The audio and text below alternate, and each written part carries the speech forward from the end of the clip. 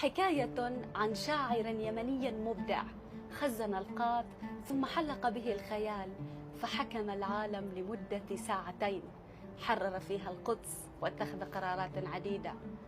قال في شعره: مضغت القاة بعضا من نهاري مع صديقي عثمان الذماري، فما أن سار من وقتي قليل إذ الشعب يهتف باختياري، ونادوني أميرا رغم فقري، وأهدوني الحراسة والجواري. صعدت العرش والوزراء حولي، وأصحاب الفخامة عن يساري، فألزمت الرياح تهب شرقا لتحملني إلى دول الجوار، وأغلقت الحدود وكل شبر، وأنقذت البلاد من الدمار. ومن بعد الأمان ذهبت غربا ولم أرجع قليلا عن قراري، وقوات التحالف طوع أمري أوجهها فتعمل باختياري. جعلت الهند قاعدة لحرب، وأرض الترك صرحا للحوار. حكمت على جيوش الغرب قتلا، وأسبيت النساء مع الذراري. قهرت الفرس والرومان قهرا، وطوقنا عليهم بالحصار. ومن باريس أصدرنا قرارا بتجميد الموانئ والبحار.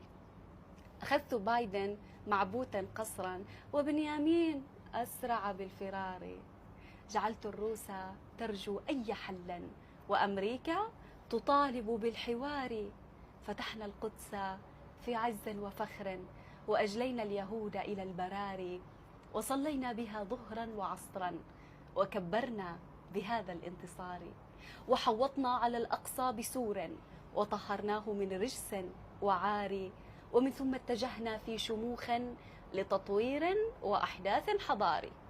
أعدنا الشام للإسلام فخرا، مقر الحكم والسوق التجاري. وفي بغداد شيدنا قصورا، وعاد اللاجئون إلى الديار. ومن صنعاء أصدرنا بيانا ودستورا لتوجيه القرار.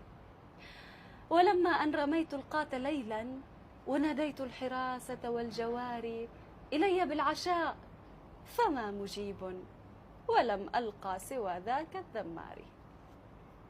إنسان نبيل، حتى عندما حلق به الخيال فكر في العرب وفي الحلم العربي.